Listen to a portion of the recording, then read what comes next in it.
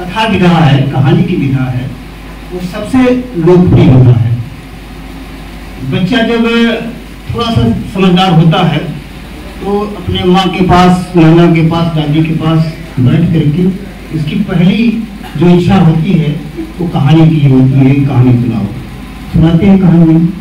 और ये आज से नहीं है, आदिकाल से है। जब मनुष्य जिंदगी जीवन छोड़ करके सामाजिक जीवन में आया, कहानियाँ उसी समय से बनना शुरू हो गई थी। लेखकों तो बाद में वही जो पढ़ना लिखना सीखा, लेकिन कहानियाँ बनना शुरू हो गई थी। और हमारे समाज में तो कहानियाँ प्राण है। हमारा जो समाज है भारतवर्ष का, यहाँ तो कहानियाँ प्राण हैं। अगर कहानियों को निकाल दिया जाए तो हम समझते हैं कि हिंदुस्तान में कुछ आत्मा खत्म हो जाएगी, आत्मा मर जाएगी। रामायण, महाभारत और पुराणों की जो कहानियाँ हैं, ये सब क्या है? कहानियाँ ही हैं। विज्ञान भी है उसमें, लेकिन कहानियाँ मुख्य हैं। और कहानियाँ ऐसी कहानियाँ हैं जिस पर जन आस्था है, लोगों की आस्थाएं हैं। और उसका सबसे बड़ा जो उपयोग हुआ है हमारे समाज को एक सूत्र में बांध रखने का, एक रास्ता दिखाने का, जो सबसे बड़ा उसका उपयोग हुआ है। लेकिन विज्ञान तो विज्ञान है, फूल में कितना बड़ा सौंदर्य होता है, लेकिन एक जीव विज्ञान का विद्यार्थी होता है तो फूल की अलग अलग अंग करके देखता है। तो विज्ञान के लोग विज्ञान की दृष्टि से देखते हैं, लेकिन विज्ञान की दृष्टि से देखना अलग बात है। समाज की दृष्टि से देखा जाए तो इन कहानियों ने हमारे समाज को हजारों साल से एक रास्ता दिखाया है और आज भी दिखा रही है। संगीत कला भी हीना है, साक्षात पशु पुच्छ विषाण हीना है।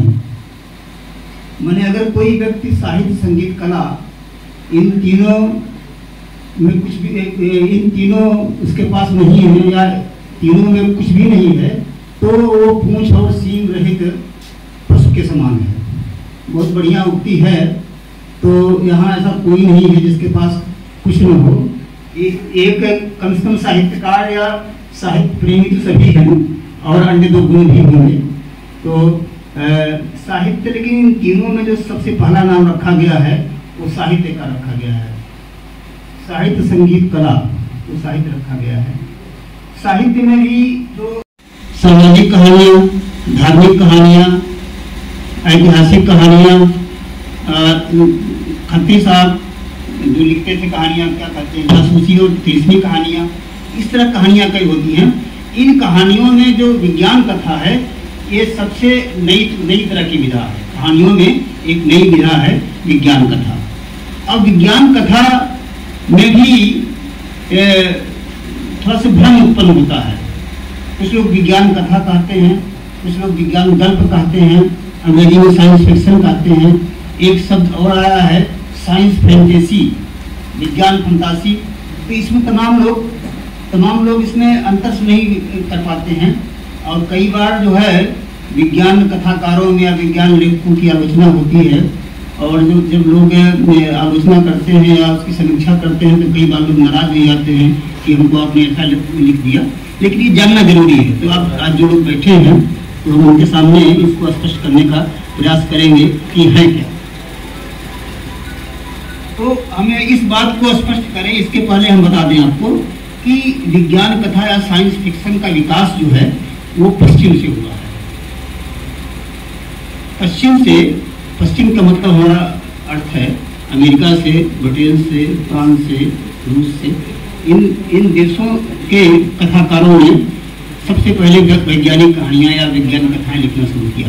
खास बात यह है कि इन लोगों ने जब ये वैज्ञानिक कहानियाँ लिखना शुरू किया और ये कहानियाँ बहुत लोकप्रिय होने लगी, तो उस समय ऐसा नहीं एक विधा के रूप में वो नहीं लिखते थे, जैसे हम लोग आज एक अलग विधा के रूप में बात कर रहे हैं।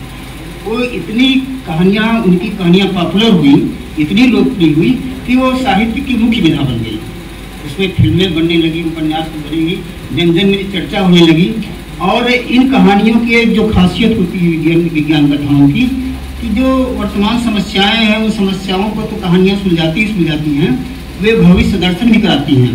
लोगों को बताती थी कि एक समय ऐसा आएगा जब लोग आसमान से यात्रा करने लगेंगे, दुनिया के एक छोर का आदमी दूसरे छोर में से जो बातचीत कर सकेगा, सागर की गहराइयों में लोग जाएंगे, तमाम तरह की इस तरह की बातें, रोबोट या कृत्रिम मानव आ जाएगा। जब इस तरह की कहानियाँ करते थे तो कौतूहल होता था, लोग पढ़ते थे, और पढ़ने के बाद क्या होता था कि उनको एक रास्ता मिलता था, एक सूझ मिलती थी। जो वैज्ञानिक संस्थान के वैज्ञानिक थे उनको भी एक दृष्टिकोण मिलता था कि हम अपने विज्ञान जो खोज कर रहे हैं, अन्वेषण कर रहे हैं, वो किस दिशा में जाएं। तो इस तरह का था। तो हम कुछ बड़े विज्ञान लेखकों का, विज्ञान कथाकारों का नाम दे रहे हैं जिन्होंने विज्ञान कथा को जन्म दिया। इसमें है ब्रूस वर्न, जो 1828 से 1905 तक का था इनका। H.G. वेल्स 1866 से 1946 तक का।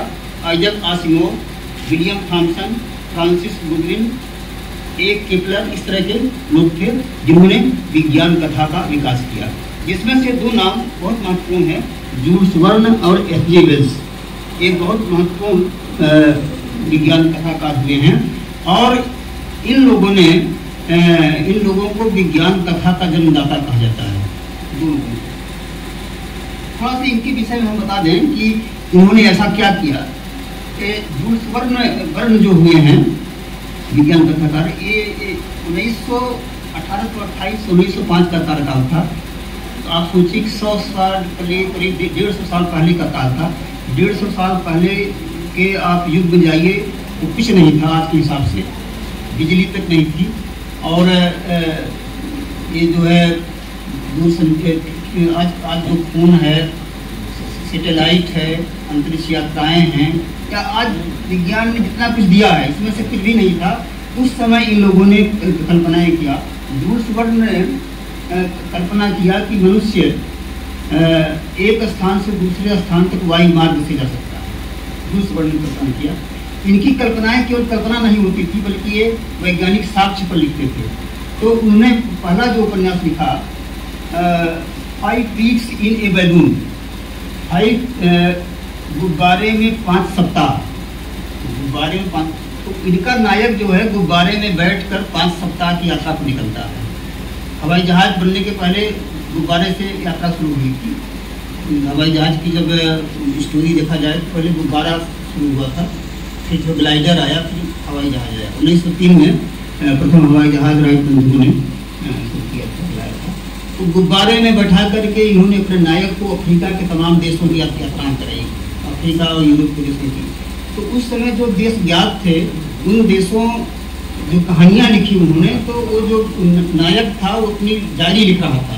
उस डायरी में उसने बताया कि इस देश में ऐसे लोग रहते हैं, यहाँ का खान पान ये है, ऐसे जानवर हैं, ऐसे पेड़ हैं, बड़ी रोचक हुआ करती थी, और लोग पढ़ते थे, उनको जानकारी होती थी कि ये इस देश में क्या है। दूसरी उन्होंने किताब लिखी जो बहुत फेमस हुई, from earth to moon. From earth to moon 150 साल पहले किताब लिखी, जब लोग कल्पना नहीं करते इस चीज से दिक्कत होती है। और चांद पर टाइटेनियम की मात्रा बहुत ज़्यादा है, पृथ्वी पर बहुत कम है। तो कहानी में कल्पना है कि तब तक चांद का आवागमन इतना विकसित हो जाएगा कि वहाँ से टाइटेनियम धातु आएगी, लिफ्ट बनाई जाएगी, और उस लिफ्ट को पृथ्वी से, कोलंबिया से, और जो स्पेस हेवन नाम का होटल है वहाँ तक लिफ्ट बनेगी, और उससे आदमी बैठ करके वहाँ तक जाएंगे। कहानी का वो दिया है, ये हमने संक्षेप में बताया है, देखिए इसकी कहानी है। इस तरह से विज्ञान कथाकार जो होता है, तो वो विज्ञान कथा कोई मतलब नहीं है जिसको मनोरंजन करे। विज्ञान कथा का मतलब ये होता है कि वो भविष्य दर्शन कराए, जो आज की जो समस्याएं हैं, जो आज की स्थिति है, उसको तो बताए ही बताए, आगे क्या होने वाला है उसको भी आगाह करे, और वैज्ञानिकों को एक रास्ता दे कि आपको किस दिशा में जाना है।